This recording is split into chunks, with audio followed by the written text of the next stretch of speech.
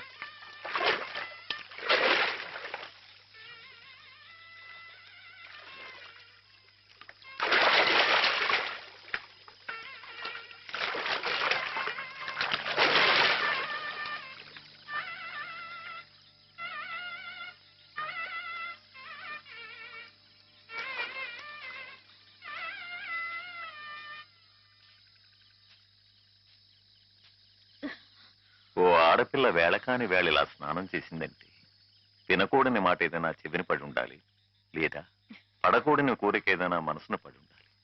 అవునా అమ్మా?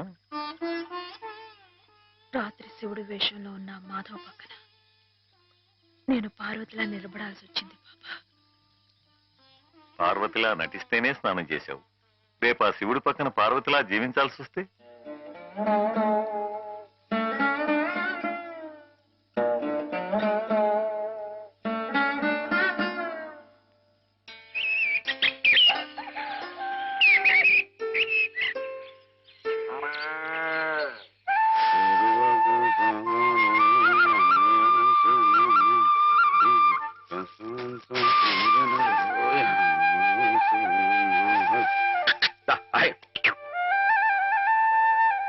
హేమా, పెద్ద ముత్తైదువులు ఆ చీరేమిటి, పాల కోసం ఆ బిందె ఏమైంది నీకు ఇవాళ?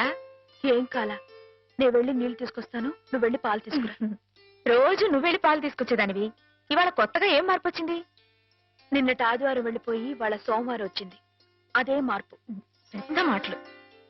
నేనెప్పుడో నీళ్లు తీసుకొచ్చేసాను, నువ్వు వెళ్ళి పాలు తీసుకురా. టైంకి సరిగ్గా కాఫీ అందకపోతే ఒక్క నిమిషంలో సోమవారాన్ని మంగళవారం చేసేస్తాడు నాన్న. నువ్వు వెళ్ళు.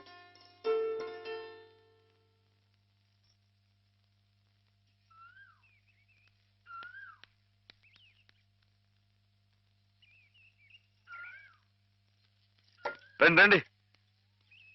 ఏంటమ్మా గారు ఆలస్యం లేచారేంటండి? కళ్ళు కలవల్లా ఉన్నాయి. పాలు పాలు రెడీయేగానండి. రాత్రి స్టేజ్ మీదకి అసలు నిజంగానే ఆదిశక్తి వచ్చి ఉంటుందండి. చూశారు కదండి రాత్రి మీరు వచ్చిన వంగతో వాళ్ళందరినీ ఎలా ఉతికి పారేశానో. పాలు రాత్రి దెబ్బతో నాకు గట్టి నమ్మకం వచ్చేసిందండి. నాకు ఎప్పుడు ఏ ఆపద వచ్చినా మీరు వచ్చి కాపాడేస్తారని. నువ్వు జాగ్రత్తగా ఉంటే నీకు ఆపదలు ఎందుకు వస్తాయి అసలు? ఎదుటి వాడిని చదవగలిగే లౌక్యం నీకు రావాలని రోజు దేవుడికి దండం పెట్టుకుంటున్నాను. నిజమా అమ్మాయి గారు? రోజు నా గురించి మీరు దేవుడికి దండం పెట్టుకుంటారా? పాలు చూడు. బాగుంది నాన్న, బాగుందండి. శుభం. మరి అబ్బాయికి అమ్మాయి నచ్చింది కాబట్టి ఆ ఇచ్చిపుచ్చుకోవడాలు కూడా మరి బాబు, అబ్బాయి గారికి అమ్మాయి గారు పాస్ అయిపోయి సరే అండి, మరి అమ్మాయి గారికి అబ్బాయి గారు పాస్ అవ్వట్లేదు ఏంటండి? అయ్య బాబా. వెళ్తాం గారు, మిమ్మల్ని కొంచెం అలా బయటికి రండి. రండి. అమ్మాయి గారు, మీకు పెళ్లి కొడుకు అన్ని విధాలా నచ్చితేనే ఈ పెళ్లి జరుగుతుంది, లేకపోతే జరగదు. చెప్పండి, మీకు అబ్బాయి నచ్చాడా? ఆడపిల్లలు నువ్వు ఇట్ట అడగగానే అట చెప్పేస్తారా? రైటేలేండి, ఇటప్పుడు కొంచెం ఇరకాడంగానే ఉంటుంది. ఓ పని చేయండి, అబ్బాయి మీకు నచ్చితే నవ్వుతూ తలదించుకోండి, నచ్చలేదనుకోండి కోపంగా నాకేసి తిరిగి చూడండి. అయ్యి బాబాయ్, అదేంటండి?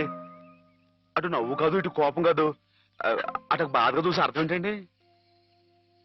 నాన్నని చెల్లెల్ని మిమ్మల్ని అందరినీ వదిలి వెళ్ళాలంటే బాధగా ఉంది. రైటేనండి, ఆడపిల్ల అంటే అంతే కదండి. పాప రేపు హేమ గారు కూడా అంతేలే. వదిలేస్తే లింకులు పెట్టేస్తాడు. నీకాయన నచ్చారా లేదా అది చెప్పు.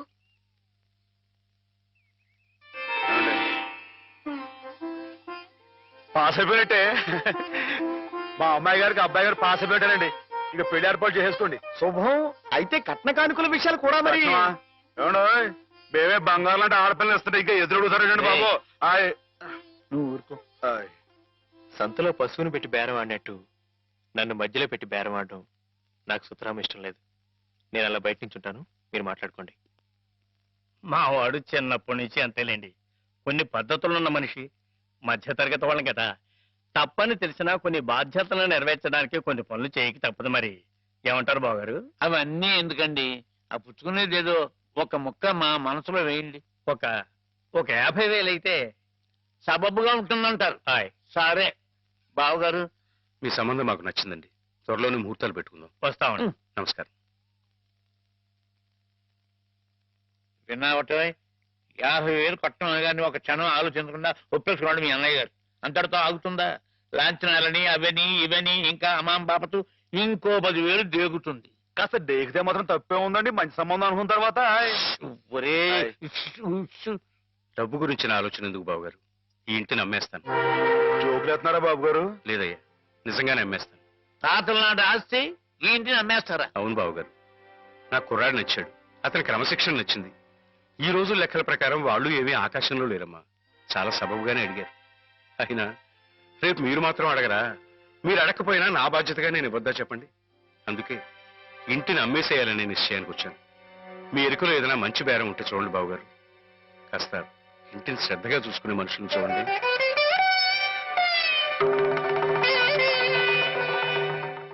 బామ్మగారు. ఎవరు? మాధవ. హాయ్. రా బాబు కూర్చో. మా వెధవా ఇంట్లో లేడు. నేను మీతోనే పని నుండి వచ్చానండి. నా కోసమా? ఉమ్. ఏమిటి బాబు?